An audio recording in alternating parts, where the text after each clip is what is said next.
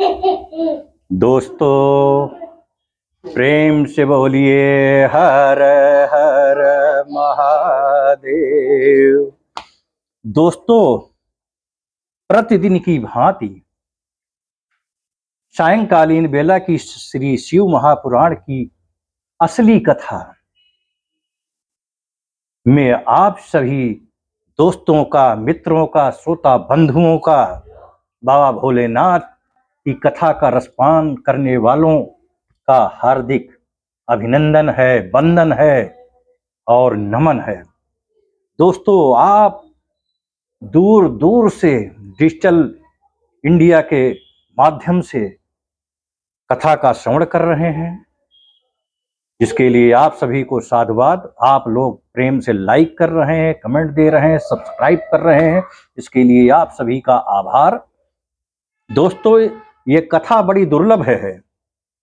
हमने पहले भी कहा था, या तो आप स्वयं कथा कहेंगे तब आपको जो है ज्ञान होगा, या इस कथा को सुनेंगे तभी असली शिव पुराण में क्या कथा है तभी आपको सज्ञान मिलेगा। आइए बाबा भोलेनाथ की कथा के पहले उनकी चरण वंदना करते हैं, इसके बाद कथा में प्रवेश करते हैं। प्रेम से बोलिए हर हर महादेव। गजाननं भूतगणादिसेवितम् अकपेत्थ जम्बो फलचारुभक्षणम् उमासुतं शोकविनाशकारकम् नमामि विघ्नेश्वरपादपङ्कजम्। आदिशक्ति महामाये दिव्य ज्ञान स्वरूपिणी और नौ दुर्गे जगन्माते प्रणमामि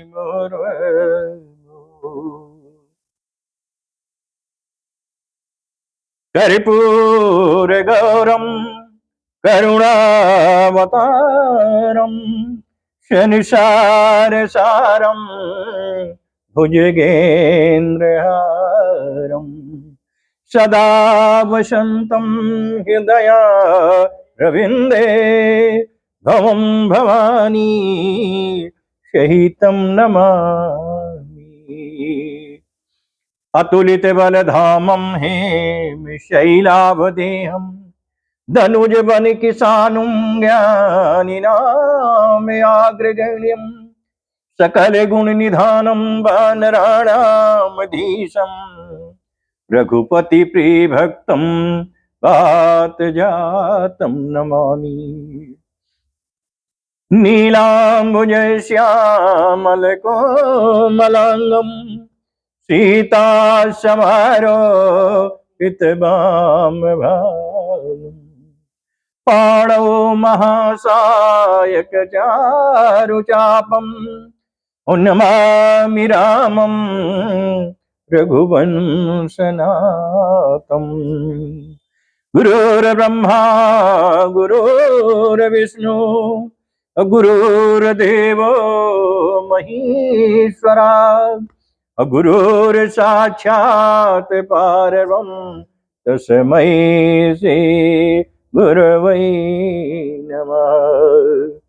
नमः शिवाय बाबा, नमः शिवाय, नमः शिवाय भोले, नमः शिवाय, नमः शिवाय ओम नमः शिवाय बम बम भोले, नमः शिवाय, नमः शिवाय ओम नमः शिवाय बम बम भोले, नमः शिवाय, नमः शिवाय ओम नमः शिवाय बम बम भोले, नमः शिवाय, नमः शिवाय ओम नमः शिवाय बम बम भोले, नमः शिवाय, नमः शिवाय ओम नमः शिवाय बम बम भोले, नमः शिवाय, नमः शिवाय ओम नमः शिवाय बम बम भोले, नमः शिवाय, नमः शिवाय ओम नमः शिवाय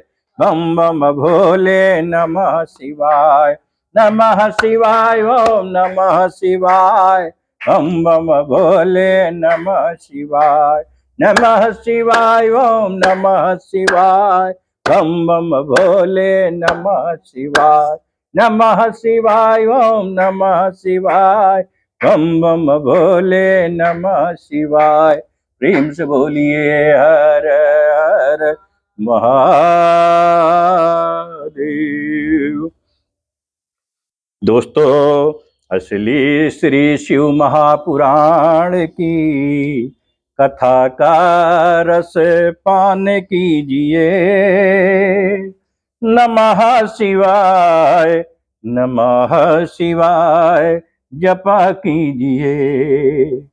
नमः शिवाय, नमः शिवाय जपा कीजिए। श्री शिव महापुराण की सप्तम वायव्य संहिता की 23वें अध्याय में दक्ष शाप की परिसमाप्ति की कथा आपके श्रवणार्थ प्रस्तुत है। प्रेम से सुनिए। वायु बोले, इस प्रकार विष्णुवादी सभी देवता अपने अंगों से छिन्न भिन्न हो महाकष्ट को प्राप्त हुए और उन्हें बड़ी चिंता हुई। उन्हें व्याकुल देख वीरभद्र से प्रेरित प्रमुखों ने उन पर और भी कोप किया। अब वह बचे हुए सब देवताओं को पकड़कर लोहे की जंजीर में उनके हाथ, पैर और पेट कसकर बांधने लगे। ब्रह्मा जी का हृदय द्रवित हो उठा। तब वह जो उस समय वीरभद्र के सारथी थे वात्सल्य भाव को प्राप्त हो वीरभद्र से बोले, हे सुब्रत, अब क्रोध मत करो, ये सब देवता नष्ट हो चुके हैं। अब आप अपने रोमांच से उत्पन्न गणों प्रमथों को मना कर दो। जब ब्रह्मा जी ने ऐसा कहा तो उनके गौरव को जानकर वीरभद्र शांत हो गए।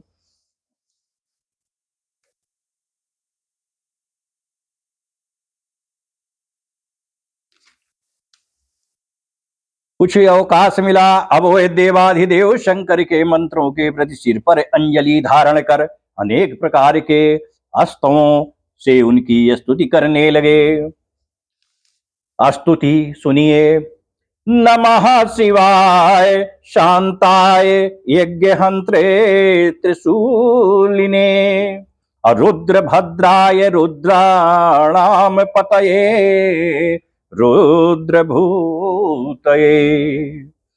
कालाग्निरुद्र रूपाय काल कामांग हारिणे, देवा देवतानां शिरोहन्त्रे दक्षस्य च दुरात्मनः, संसर्गादस्य पापस्य दक्षस्य क्लिष्टकर्मणः, शासिताः समरे वीर त्वया वैमनी निन्दिता, दग्धा सचामि वयं सर्वे त्वत्तो भीतश्च भो प्रभो, तुमेक गतिरेयस्माकं त्राहि नः शरणागतम्। अब इसका भावार्थ सुनिए, इसका अर्थ सुनिए।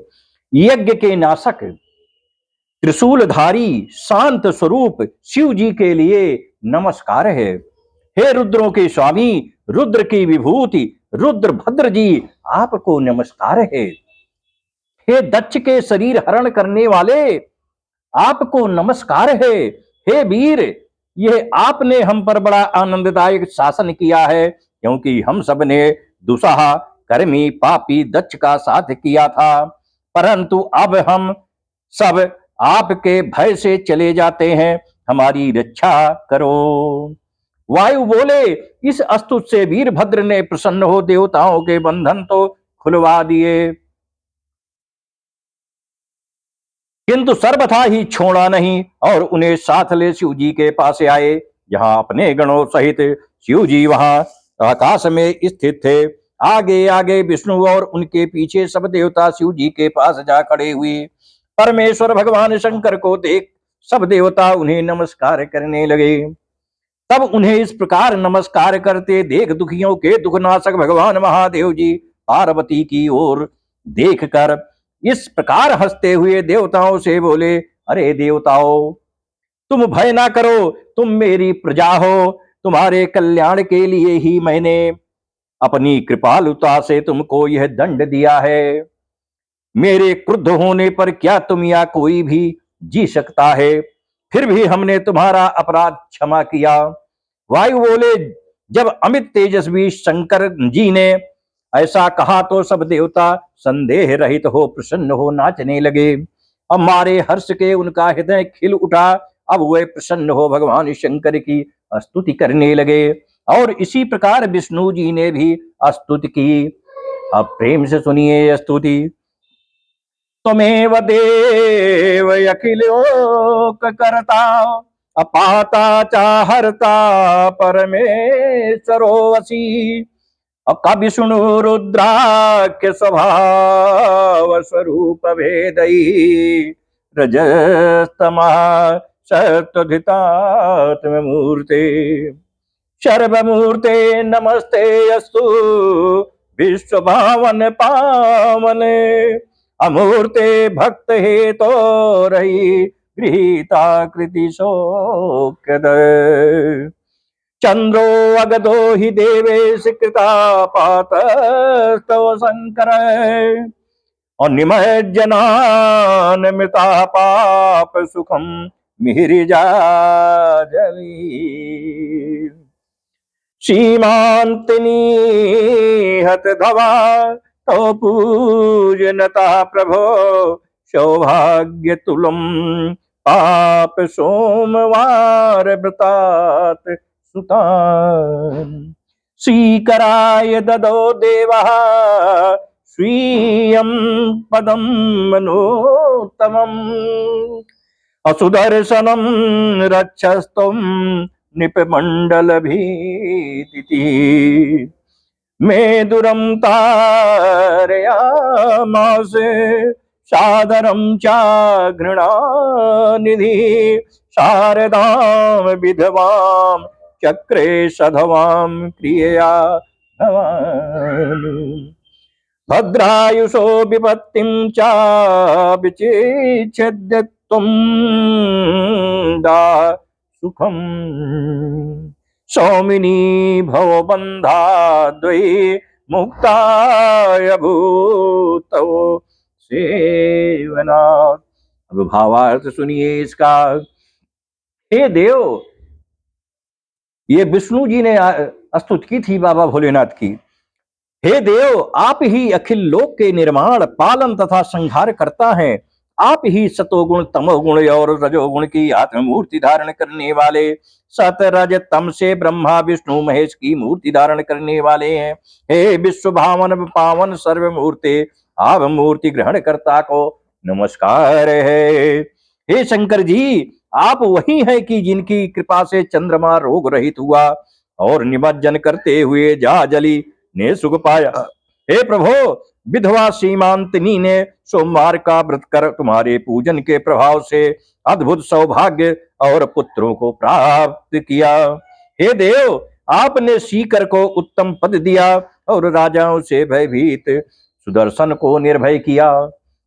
हे कृपा निधान, आपने स्त्री सहित मेदुर को तारा और क्रिया से विधवा शारदा को सधवा बनाया। भद्रा युद्ध की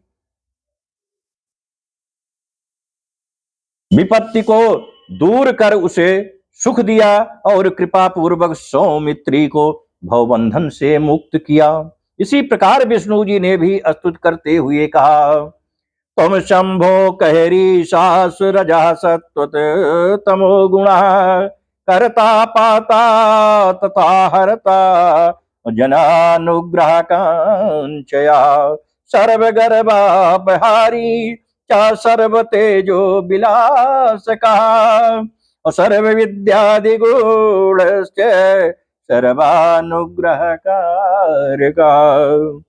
त्वत्ता सर्वं च त्वं सर्वं त्वयि सर्वगिरीश्वर त्राहि त्राहि पुनः त्राहि कृपां कुरु मोपरि। भावार्थ सुनिए। हे शिव जी, आप ही सतो रजो और तमोगुण वाले, ब्रह्मा विष्णु और महेश रूप धारण करने वाले, भक्तों पर कृपा करने की इच्छा से ही उत्पत्ति पालन और संहार करने वाले, सर्व गर्भापहारी, सभी तेजों के विलासक, सब विद्याओं में चतुर और सब पर कृपा करने वाले हैं। हे गिरीश्वर, त्राहिमाम त्राहिमाम और फिर त्राहिमाम, अर्थात मुझ पर कृपा कीजिए, कृपा कीजिए और पुनः कृपा एवं रक्षा कीजिए। इसी समय ब्रह्मा जी भी वहां आ पहुंचे और उन्होंने हाथ जोड़ प्रणाम कर भगवान शूलिन से कहा, हे दुखियों के दुख दूर करने वाले महादेव जी, आपकी जय हो। ऐसे अपराधियों पर आपके सिवा और कौन प्रसन्न हो सकता है। हे परमेश्वर, अब कृपा कीजिए कि जितने भी देवता युद्ध में मारे गए हैं उन सबको जीवित कर दीजिए। भला आपके प्रसन्न हो जाने पर ऐसा कौन है जो दुख पावे। हे देव देवताओं के अंगों में जो दोष आ गए हैं उसमें आपकी सुवीकृत का गौरव है, मैं इनको भूषण मानता हूँ। जब ब्रह्मा जी ने ऐसा कहा तब पार्वती जी के मुख की ओर देखकर भगवान शंकर हंसते हुए पुत्र ब्रह्मा की वात्सल्यता पर मुग्ध हो गए। उन्होंने शीघ्र ही देवताओं के नष्ट अंगों को पूर्ण कर दिया। वह पूर्ववत जैसे के तैसे हो गए। प्रमथों से दंडित देव माताओं के भी अंग शिव जी ने पहले जैसे कर दिए।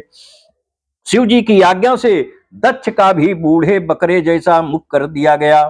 फिर तो वो चैतन्य हो उठ बैठा और हाथ जोड़ भय के मारे बहुत रोने और परमेश्वर की स्तुति करते हुए कहा, हे लोकों के अनुग्रह करता जगन्नाथ देव, हे महेशान, मुझ पर कृपा कर मेरे अपराधों को क्षमा कीजिए। हे प्रभु, आप ही संसार के कर्ता भरता और हरता है, ये मैंने अच्छी तरह जान लिया है कि आप ही विष्णुवादि सबके ईश्वर हैं। आप ही ने सृष्टि का विस्तार किया और आप ही ने उसे नाश किया। आपसे बढ़कर अच्युतादि कोई नहीं है। तब दक्ष को इस प्रकार व्याकुल देख करुणानिधि शंकर हंसने लगे। फिर कहा, हे देवताओं, अब भय की कोई बात नहीं, मैं दक्ष को गणपत्य पद प्रदान करता हूँ। इसी समय ब्रह्मादिकों ने गिरजापति शंकर भगवान की वंदना आरंभ कर दी। उन्होंने कहा, हे शंकर, हे देवेश, हे दीनानाथ, हे महाप्रभु, मुझ पर कृपा कीजिए, हमारे सभी अपराधों को क्षमा कीजिए। हे मकरक्षक, मखाधीश और मक विध्वंस करता, कृपा कर मेरे अपराध क्षमा कीजिए। हे प्रभु, आपकी जय हो। हे देव देव, परमेश्वर, भक्त प्राण पोषक, स्वामिन दुष्टों के दंड करता, कृपा कीजिए, आपको नमस्कार है। अज्ञानी आपको क्या जानेंगे, आप दुष्टों के गर्भ चूर्ण करता तथा सज्जनों के विशेष रक्षक हैं, क्योंकि उनका मन आप में रहता है। आपके सारे चरित्र अद्भुत हैं। हे दीन वत्सल, हमारे सब अपराध क्षमा कीजिए। ये सुन महादेव जी प्रसन्न हो गए, उन्हें वर दिया और कहा, ये सारा चरित्र प्रारब्ध बस हुआ है, प्राणी देव के बस में है। शरणागत के भाव से मैंने तुम्हारे सारे अपराध क्षमा किए। तुम्हारा यह कार्य उनके बिना विचारे और निर्लज्जता पूर्ण था। अब तुम सभी अपने लोक को जाओ। ऐसा कह शिव जी पार्वती और अपने गणों को साथ ले अंतर ध्यान हो गए और इंद्रादि सब देवताओं को साथ ले ब्रह्मा जी भी आकाश मार्ग से चले गए। इत श्री शिव महापुराण सप्तम वायव्य संहिता का 23वां अध्याय समाप्त। प्रेम से बोलो हर हर महादेव। नमः शिवाय बाबा, नमः शिवाय, नमः शिवाय भोले, नमः शिवाय, नमः शिवाय, ओम नमः शिवाय, बम बम भोले, नमः शिवाय, नमः शिवाय, ओम नमः शिवाय, बम बम भोले, नमः शिवाय, नमः शिवाय, ओम नमः शिवाय, बम बम भोले, नमः शिवाय, नमः शिवाय, ओम नमः शिवाय, बम बम भोले, नमः शिवाय, नमः शिवाय, ओम नमः शिवाय, बम बम भोले, नमः शिवाय, नमः शिवाय, ओम नमः शिवाय, बम बम भोले, नमः शिवाय। प्रेम से बोलिए हर हर महादेव। 24वां अध्याय प्रस्तुत है, जिसका शीर्षक है मंदराचल की शोभा। और शिव पार्वती संवाद युक्त पार्वती के गौरी होने की कथा। ऋषि बोले, महादेव जी अपने अनुचरों और देवी सहित अंतर्ध्यान होकर कहाँ गए और कहाँ बसे तथा कहाँ विश्राम किए। वायु बोले, श्रीमान शिव जी उस मंदराचल पर्वत पर चले गए, जो कि चित्र विचित्र धातुओं और कंदराओं से शोभित तथा उनके तप करने योग्य और उनका निवास स्थान था, और जिसने अपने ऊपर शिव जी के निवास के लिए बड़ा तप किया था। तब कहीं बहुत समय के बाद उसे शिव जी के चरण कमलों का स्पर्श प्राप्त हुआ। जिस पर्वत की सुंदरता हजारों मुख से और करोड़ वर्ष में भी नहीं कही जा सकती, उसकी सुंदरता के समान अन्य कोई पर्वत नहीं, उसकी सुंदरता कोई वर्णन नहीं कर सकता। हाँ, यह अवश्य कह सकते हैं कि शिव जी के निवास के कारण यह पर्वत शेष रिद्धियों और सुंदरता से परिपूर्ण है। भगवान शंकर ने पार्वती के प्रिय इच्छा से ही इस रमणीय पर्वत को अपना अंतःपुर रूप माना।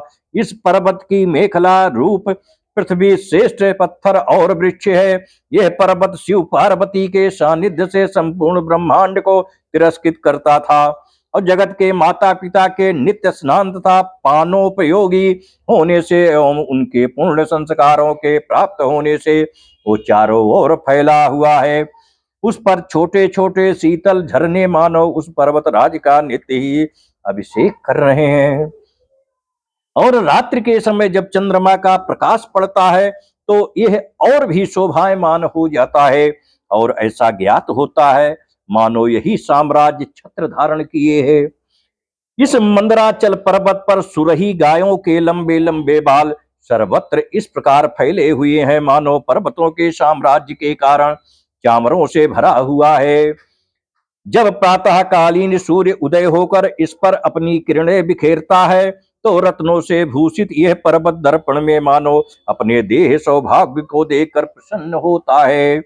और जो सर्वदा ही बाचाल विहंगों से पूजित लताओं और फूल पत्तों से युक्त तपस्वियों के समान वृक्षों से युक्त और जप के आशीर्वाद से पूजित स्थित है।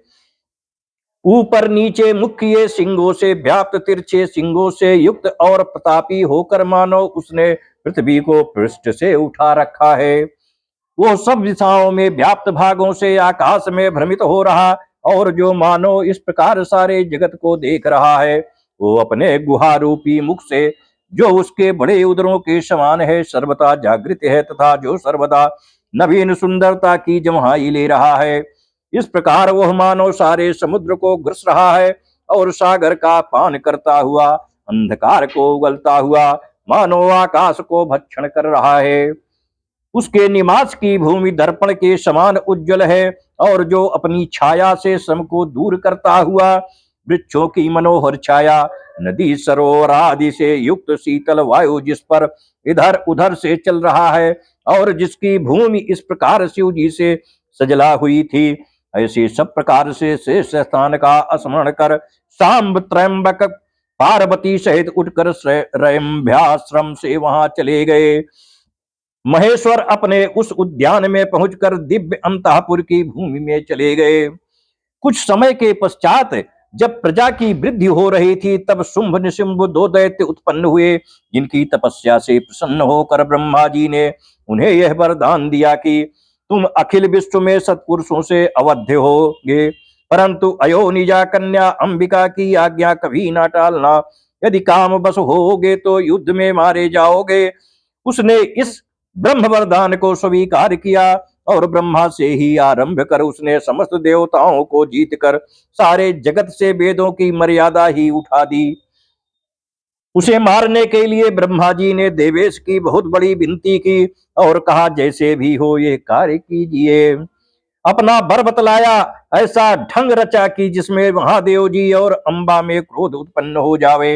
अंबिका की निंदा कर उन्हीं के वर्ण और केश शक्ति से एक कन्या उत्पन्न कर शुंभ निशुंभ को मारने का प्रस्ताव किया। नील लोहित भगवान ने हंसकर उसे स्वीकार कर लिया, और किसी प्रसंग में उन्हें काली कहकर पुकारा। अपने वर्ण की निंदा सुन पार्वती को बड़ा क्रोध हुआ, किंतु उन्होंने हंसकर अपने स्वामी से कहा, क्या आपको मेरे इस वर्ण में प्रेम नहीं है? इतने दीर्घ समय तक आपने इस बात को कैसे रोक लिया था? यदि आपकी मुझ में रति नहीं है तो मेरे साथ क्यों रहते हैं? हे प्रभु, इस जगत में तो आपको कुछ भी अशक्य नहीं है। आप तो आत्मारामी हैं, काम को जलाने वाले हैं। मैं तो यह समझती थी कि स्त्री कितनी ही सर्वांग सुंदरी क्यों ना हो, यदि स्वामी का उसे प्रेम ना प्राप्त हो तो उसके सारे अच्छे गुण व्यर्थ हैं, क्योंकि स्त्रियों के लिए स्वामी की प्रसन्नता ही उसको परलोक में फलदायक है। अन्यथा नारी क्यों उत्पन्न हुई? आपने मेरे इस शरीर की निंदा की। अब मैं इसे नहीं रखना चाहती, या तो यह वर्ण बदल लूंगी या स्वयं नहीं रहूंगी। ये कहते हुए देवी को और भी रोष आया। उन्होंने उस आसन से उठ तप करने की इच्छा से चलने की इच्छा की और चलने के लिए स्वामी से आज्ञा मांगी।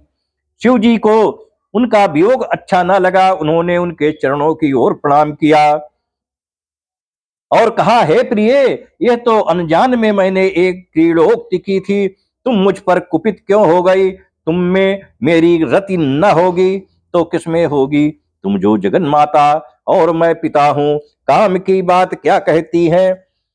जगत की उत्पत्ति तो इससे भी पहले हुई है और उसे तो मैंने अन्य जनों के लिए उत्पन्न किया है। इसका तो तुम्हें कुछ कहना ही ना था। उसने मुझे साधारण देवता समझ मेरा एक बार तिरस्कार किया तो मैंने उसे जला दिया। अच्छा समझ लो, इसी कारण मैंने यह विलोषोक्ति भी की। मैं क्या जानता था कि उसका ऐसा कार्य प्रकट हो जाएगा। हे देवी, तुम क्रोध ना करो, तुम में मेरी परम रति है। इस प्रकार शिव जी ने पार्वती को प्रसन्न भी किया, परंतु उन्हें काली शब्द लग गया था। उसे उन्होंने अपने हृदय में धारण कर लिया था। उन्होंने क्रुद्ध होकर कहा, हे भगवान, मुझे आज आपकी ये बात लग गई है। यह आपने मुझे पहले ही क्यों नहीं बतला दिया था? स्त्री के त्याग को कोई नहीं पा सकता। कुलांगनाओं की सत्पुरुषों में निंदा अयुक्त है। मैं गौर वर्ण नहीं हूं, इसी कारण आपकी मुझ में रति नहीं है। तभी तो आपने मुझे काली कहा है। परंतु स्त्रियों का असत्कार करना सर्वदा ही निंदनीय है, ऐसा सत्पुरुषों का वचन है।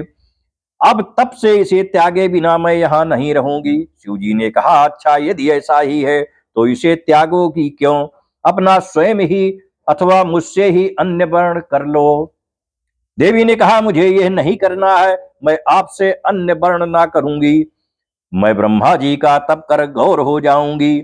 ईश्वर ने कहा, ब्रह्मा को भी उत्पन्न करने वाला तो मैं ही हूं, फिर उन्हें बुलाने के लिए तुम क्यों तप करने जाती हो? देवी ने कहा, मैं जानती हूं कि देवताओं ने आप ही से वर पाया है, तथापि आपकी उसी आज्ञा से मैं ब्रह्मा की तप द्वारा आराधना करूंगी। पहले भी मैं सती नाम वाली दक्ष की दुहिता हुई और तुम जगतपति को पति रूप में प्राप्त किया। अब फिर उसी प्रकार तप द्वारा गौरी होंगी। कहिए, इसमें मेरा क्या दोष है? ये सुन महादेव जी हंसने लगे। देव कार्य की इच्छा से वे देवी को उस प्रकार निषेध न कर सके। इत श्री शिव महापुराण पंचम वायव्य संहिता का 24वां अध्याय समाप्त हुआ। प्रेम से बोलो हर हर महादेव। नमः शिवाय बाबा, नमः शिवाय, नमः शिवाय भोले, नमः शिवाय, नमः शिवाय, ओम नमः शिवाय, बम बम भोले, नमः शिवाय, नमः शिवाय, ओम नमः शिवाय, बम बम भोले, नमः शिवाय, नमः शिवाय, ओम नमः शिवाय, बम बम भोले, नमः शिवाय, नमः शिवाय, ओम नमः शिवाय, बम बम भोले, नमः शिवाय, नमः शिवाय, ओम नमः शिवाय, बम बम भोले, नमः शिवाय, नमः शिवाय, ओम नमः शिवाय, बम बम भोले, नमः शिवाय, नमः शिवाय, ओम नमः शिवाय, बम बम भोले, नमः शिवाय, नमः शिवाय, ओम नमः शिवाय, बम बम भोले, नमः शिवाय, नमः शिवाय, ओम नमः शिवाय, बम बम भोले, नमः शिवाय। प्रेम से बोलो हर हर महादेव। 25वां अध्याय प्रस्तुत है, जिसका शीर्षक है पार्वती जी का गौरी होने के लिए हिमालय पर तप और ब्रह्मा की वार्ता।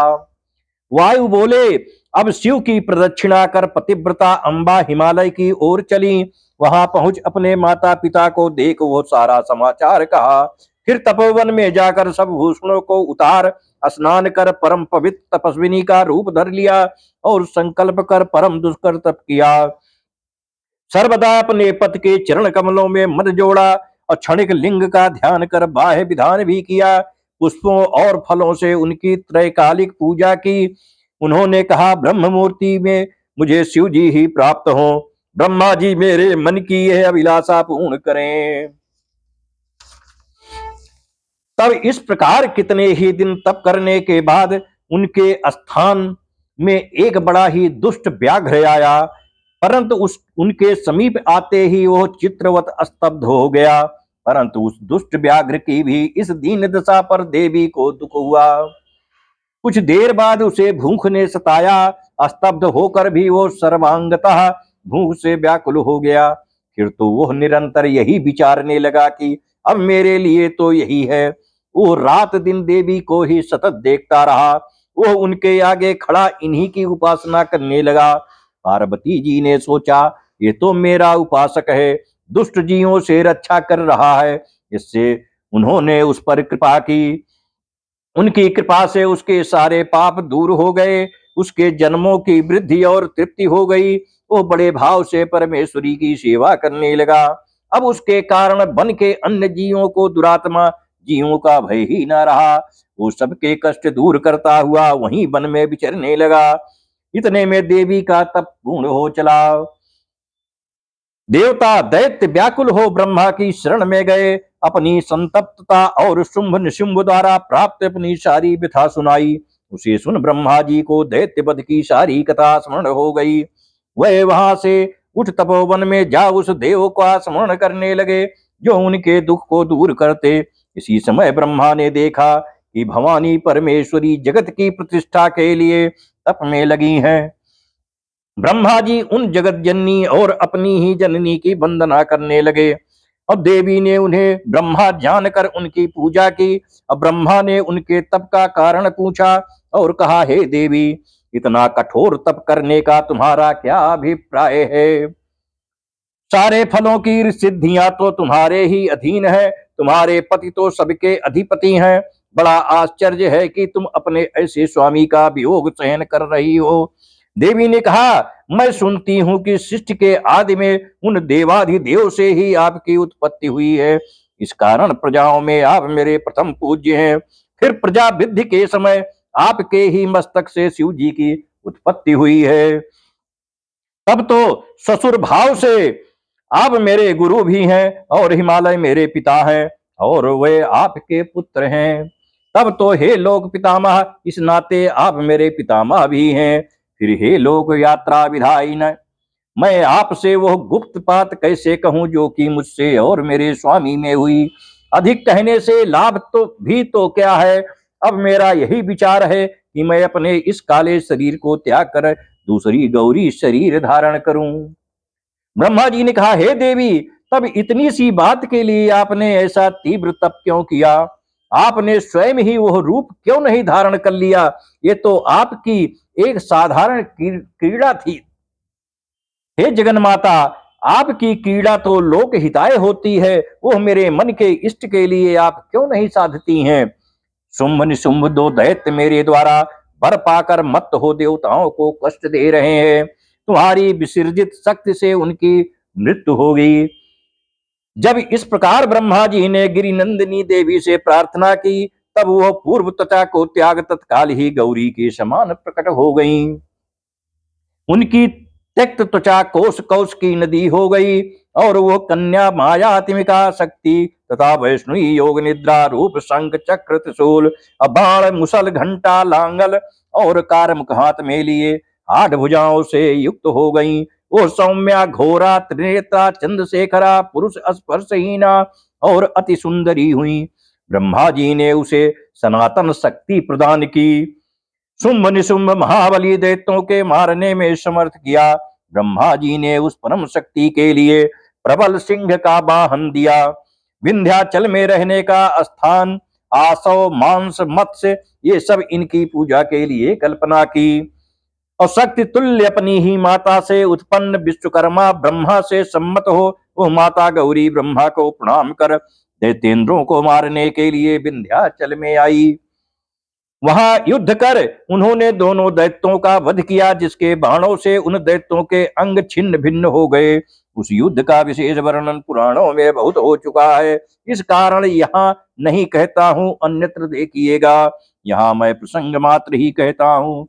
इत श्री शिव महापुराण वायव्य सप्तम संहिता का 25वां अध्याय समाप्त हुआ। प्रेम से बोलो हर हर महादेव।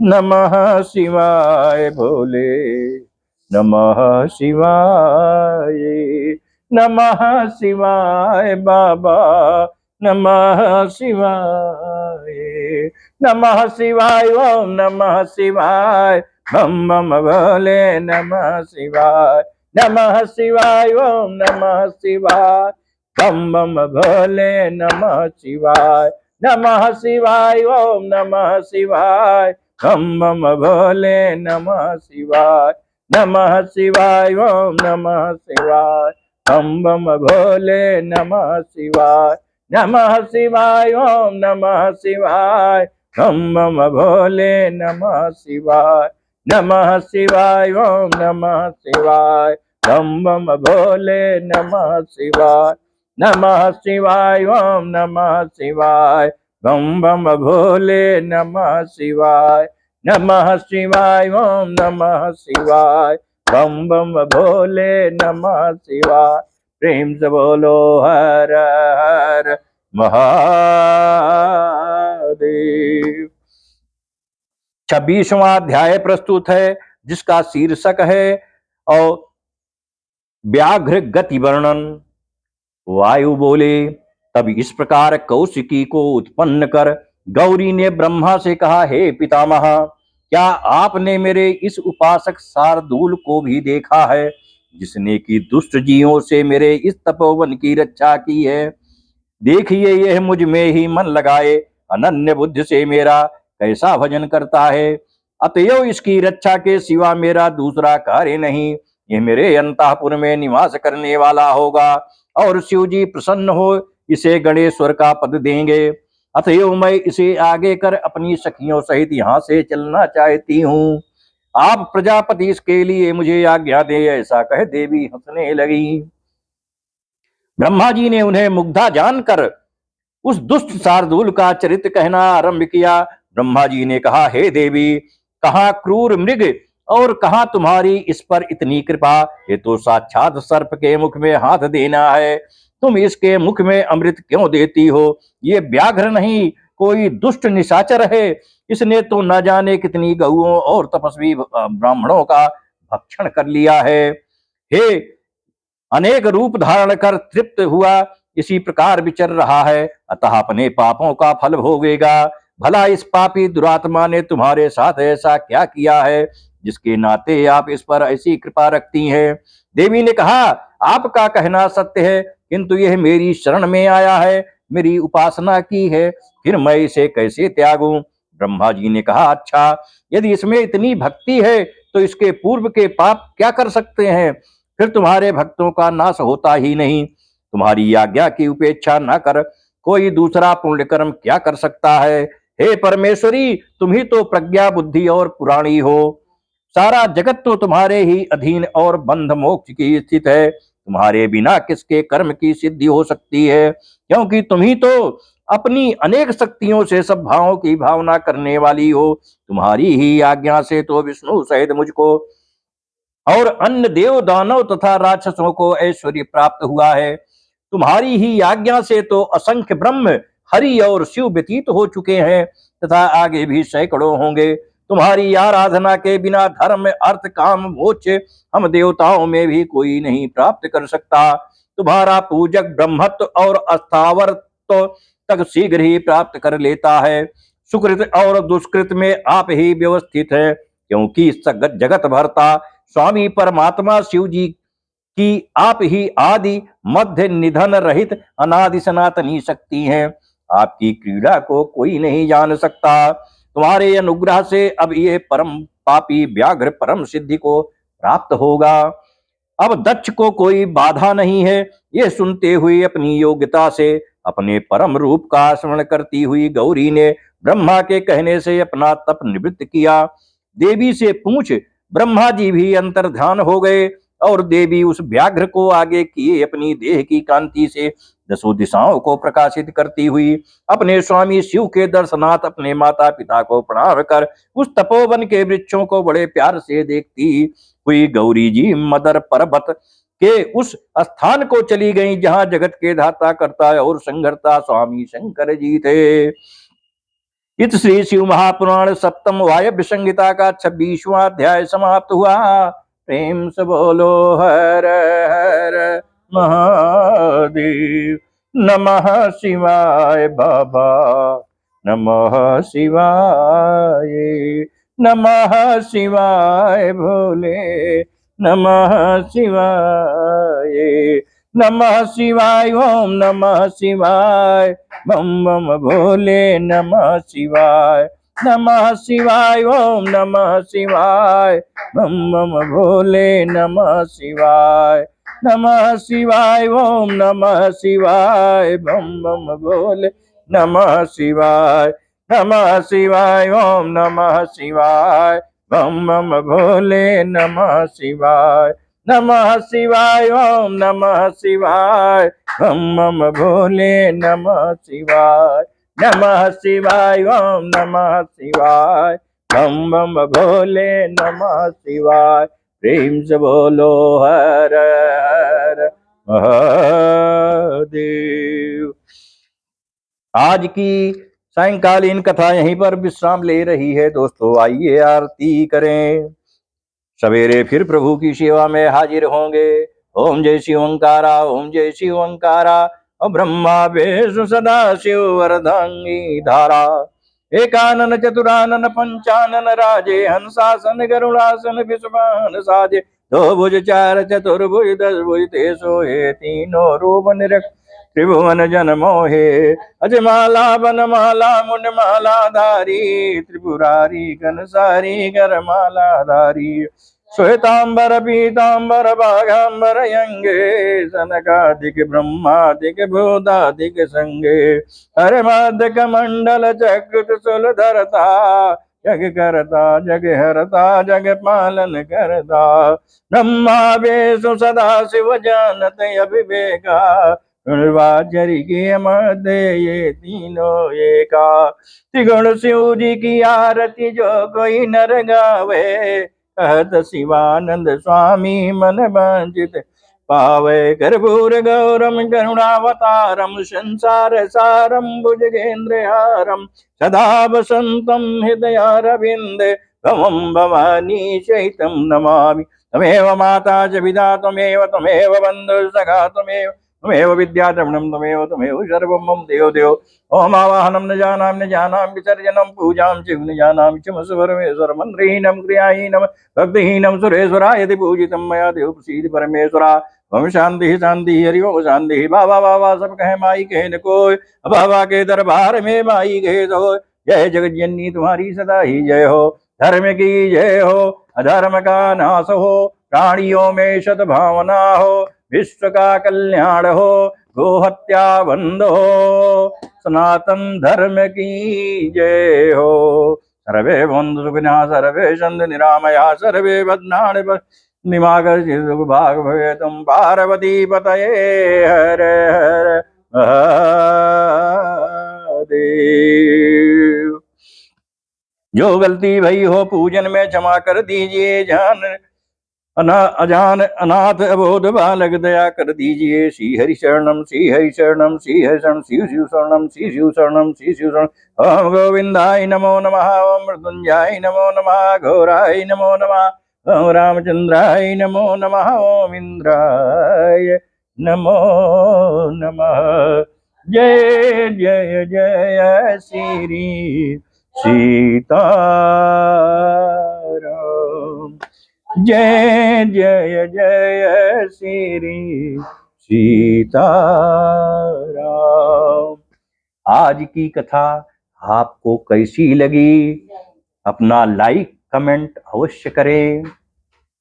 प्रेम से बोलिए हर हर महादेव।